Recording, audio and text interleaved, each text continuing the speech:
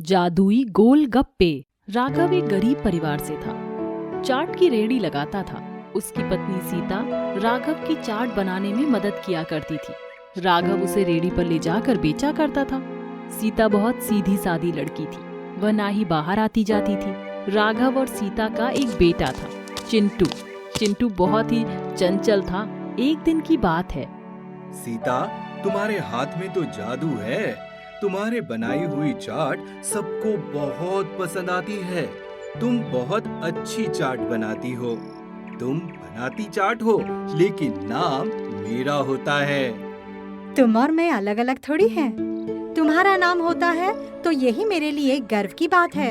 यही तो, तुम ना कहीं आती जाती हो और ना ही कुछ जानती हो।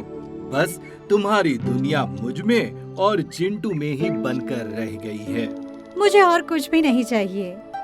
राघव सीता दोनों एक दूसरे को बहुत प्यार करते थे और दोनों ही एक दूसरे का साथ निभाते थे। एक दिन की बात है। राघव अपनी रेहड़ी पर चाट बेचकर घर वापस आ रहा था। तभी एक गाड़ी से वहां टकरा जाता है। उसको बहुत चोट लगती है और डॉक्टर ने उसको आराम करने की सलाह दी है। ये क्या हो गया तुमको? तुम्हें तो बहुत चोट लगी है। अब हमारा क्या होगा? तुम चिंता मत करो सीता, सब ठीक हो जाएगा। देखना, मैं कुछ दिनों में ठीक होकर अपने पैरों पर खड़ा हो जाऊंगा और फिर तुम्हारी बनाई हुई चाट बेचूंगा। राघव अस्पताल से घर आ जाता है, परंतु वह काम पर नहीं जा पाता।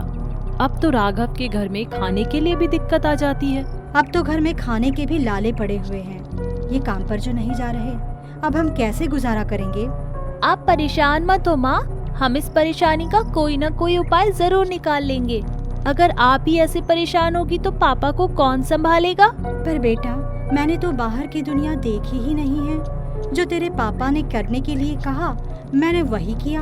अब कमाई का कोई जरिया ढूंढना होगा ना। अब कमाई का कोई जरिया नहीं है और खर्चे तो पूरे हैं। तेरे पापा की दवाई में भी तो बहुत सारा पैसा खर्चा हो रहा है। अब ये सब मैं कैसे करूँगी? माँ, एक उपाय है। हाँ बोल बेटा। माँ, आप पापा को चाट बना कर देती थी तो वो बेच कर आते थे। अभी आप चाट बना कर देना, मैं बेचने जाऊंगा। आप चाट बनाना और मैं गोलगप्पे बेचूंगा। जो पापा काम करते थे, अब मैं और आप दोनों मिलकर ये काम संभालेंगे। पर बेटा, मुझे तो सिर्फ घर में बैठकर चाट बनाना ही आता है। मैं बाहर जाकर कैसे बनाऊंगी? कुछ नहीं माँ, आप वहाँ पर भी वैसे ही काम करना जैसे कि आप घर में करती आई हो। अब सीता और चिंटू राघव की रेहड़ी संभालने का निश्चित करते हैं और दोनों रेहड़ी लेकर चल देते हैं। सीता चाट बनाती है और चिंटू गोलगप्पे बनाकर लोगों को खिलाता है। अरे, तुम तो राघव के बेटे हो ना? हाँ, मैं उन्हीं का बेटा हूँ। मेरे पिताजी का एक्सीडेंट हो गया, जिसकी वजह से वो नहीं आ पा रहे। उनकी जगह हम चाट बेच रहे हैं। अच्छा, लाओ जरा, खिलाना तो चाट। चिंटू और सीता उस आदमी को अपनी बनाई हुई चाट खिलाते हैं। वह आदमी तारीफ करे बिना नहीं रह पाता। अरे, ये तो बहुत ही स्वादिष्ट चाट है। स्वादिष्ट ही नहीं बल्कि औषधिवर्धक भी है। वो कैसे? ये गोलगप्पे जब से मैंने खाए हैं, तब से मेरे पेट का दर्द बिल्कुल ठीक हो गया है। मैं बहुत दिन से अपने पेट के दर्द से परेशान था और तुम्हारे कहने पर मैंने ये गोलगप्पे खाए, जिसकी वजह से मेरा पेट दर्द ऐसा गायब हुआ है जैसे कभी हुआ ही नहीं था। चिंटू और सीता खुश हो जाते हैं। ये बात वह आदमी और लोगों को भी बताता है। कुछ लोग उस आदमी से सहमत होकर चाट खाने आते हैं। वह चाट तो खाते ही हैं, पर गोलगप्पे खाए बिना नहीं रह पाते। अरे भाई, तुम्हारे गोलगप्पों की तो बहुत तारीफ हो रही है। जरा गोलगप्पे खिलाओ तो सही। हाँ हाँ, कैसे गोलगप्पे खाओगे? मुझे तो हींग वाले गोलगप्पे चाहिए। मुझे तो हींग वाले गोलगप्पे चाहिए। चिंटू जैसे ही गोलगप्पे को पानी में डालता है, पानी हींग वाला हो जाता है और वह उस आदमी को खिला देता है। अरे वाह, सच में तुम्हारे यहाँ के गोलगप्पे तो बहुत स्वादिष्ट है। इसकी जितनी तारीफ की जाए उतनी कम है। ये कैसे हो गया? ये आदमी इन गोलगप्पों की तारीफ कैसे कर रहा है? मैंने तो इसे हींग वाला पानी भी नहीं दिया और ये गोलगप्पों में हींग बता रहा है।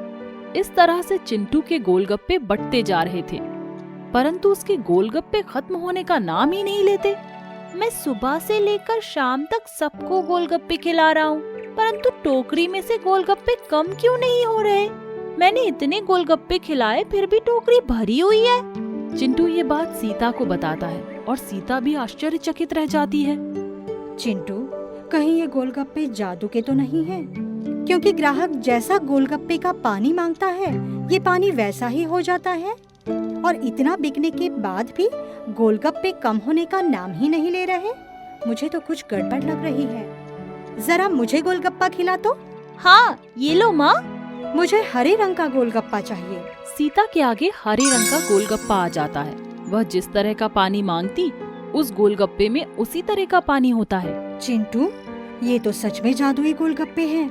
कभी खत्म ना होने वाले गोलगप्पे हैं और इन्हें हर कोई जिस मंशा से खाएगा, ये उसकी वही मंशा पूरी कर देती है। चिंटू और सीता दोनों गोलगप्पे को जादुई मानकर बहुत खुश होते हैं। चिंटू, हमें कमाई का एक और जरिया मिला है, तो हमें ये जादुई गोलगप्पे होने पर घमंड नहीं करना चाहिए, बल्कि हमें इन जादुई गोलगप्पों से दूसरों की मदद करनी चाहिए। आप सही कह रही हो। इन गोलगप्पों की जिसको जरूरत होगी, मैं उनको ये गोलगप्पे मुफ्त में खिलाऊंगा और इनसे जो कमाई होगी उसे मैं समाज सेवा में खर्च करूंगा। चिंटू ऐसा ही करता है। उन गोलगप्पों से सबकी मदद करता है, जिससे वह सबका चहेता बन जाता है। एक दिन की बात है, गांव में बाढ़ आ जाती है। सबके घर डूब जाते हैं और गांव में खाने की दिक्कत आने लगती है। चिंटू, गांव वालों को हमारी मदद की जरूरत है। गांव में सभी भूखे हैं। क्यों न हम इन गोलगप्पों से हम सबकी मदद करें? गोलगप्पे, आज तुम्हारी पूरे गांव को जरूरत है। तुम एक बड़ा ऐसा गोलगप्पा बनाओ और उसमें मैं खाना रखकर सभी गांव वालों तक पहुंचा दूंगा। पलक झपकते ही गोलगप्पा एक बड़े आकार में बदल जाता है। चिंटू उसमें खाना रखकर बाढ़ में फंसे लोगों तक पहुंचाता है, जिससे सब उसकी तारीफ करते हैं। चिंटू, सीता, मुझे तुम पर गर्व है। तुमने मेरा धंधा डुबोने से तो बचा लिया, बल्कि उसे अच्छी तरह से चलाया भी है। सीता, तुम्हारे हाथ में तो जादू पहले से ही था, अब वो जादू गोलगप्पों में भी आ गया है। इन सब से भी बढ़कर तुमने गांव वालों की जो मदद की है, उससे मेरा सीना और चौड़ा हो गया है। मुझे तुम दोनों का दूसरों की मदद करते रहने का व्यवहार बहुत अच्छा लगा। चिंटू, मेरे बच्चे, इस तरह से तुम सब की मदद करते रहना। राघव चिंटू एक दूसरे के गले लग जाते हैं और चिंटू राघव से सदा सबकी मदद करते रहने का वादा करता है। इसी तरह से सब गांव वाले चिंटू को बहुत मान देने लगे और सब उसके यहाँ आकर गोलगप्पे खाए बिना नहीं जाते थे।